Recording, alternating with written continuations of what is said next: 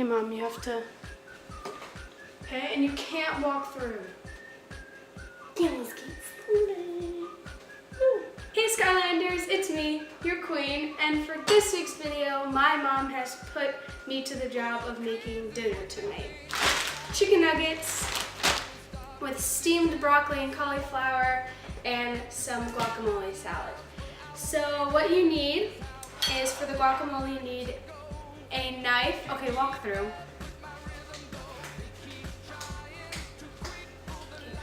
A bag of frozen chicken nuggets and a tray that you think that is the biggest tray. And then for the steamed broccoli and cauliflower, you need some unsteamed broccoli and cauliflower. And to season after, you just need salt and pepper, but I don't have pepper. So, and also you need oven mitts to take out the chicken nuggets. Okay, so you're just gonna look on the directions. And my oven needs to be heated to 425, which it is right now. It depends on whatever kind you get. I have, these are fish sticks. Them on the tray, probably like about maybe half an inch away from each other. You're gonna put it in the oven. I forgot how to count. Cover 25 to 28 minutes until coating is golden brown and crispy. Turn the glaze over after 15 minutes of cooking. Okay, stand and with my oven mitt because my oven is better than hot. And I'm actually gonna put my phone on the timer. I just don't know where it is. Oh, it's right. Okay, so I'm gonna put this in the oven. How I'm gonna cut them is actually into diced chips. So you're gonna take it, put it on a flat surface on the cutting board, cut it in half, cut it half again, and while holding it, you're going to cut you're gonna make it into 4 cuts. If that works out, you're just gonna cut horizontally, which is not working, so I'm doing each individual piece. Put everything into a pile that you just cut, and you're gonna take the knife and do like this motion, and you're just gonna do that. Put that all in. And you're gonna do the same exact thing to all of the other tomatoes. So I just finished cutting up all of the tomatoes, and I'm going to do the avocado right now. Avocado, you are going to put on the cutting board and do this, and you want to circle the knife around and then twist it, and there you go. And usually you take the spoon and you spoon out the little nut that's inside, but I didn't have to do that this time, I guess. The avocado and the knife, you're going to make sort of like a tic-tac-toe thing. I learned this from my mom in my cooking class. You can go down a couple of times throughout the avocado, slice it half, and then turn it and do it down again, so it's like a picnic basket sort of. Spoon that out all into the bowl.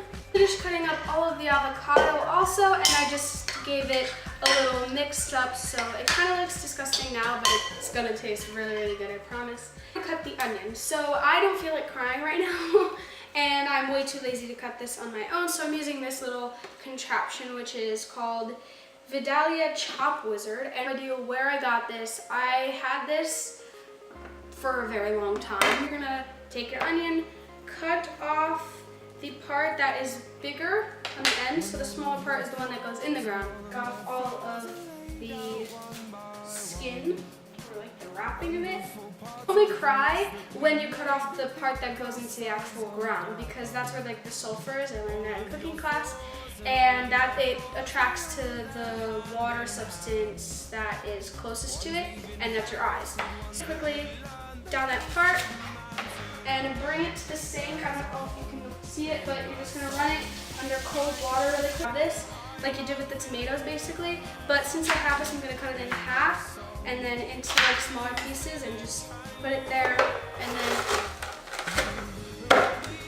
press down really, really hard, and it just minces it. So it's very easy. It's a lot easier than actually cutting it. Oh, thank you.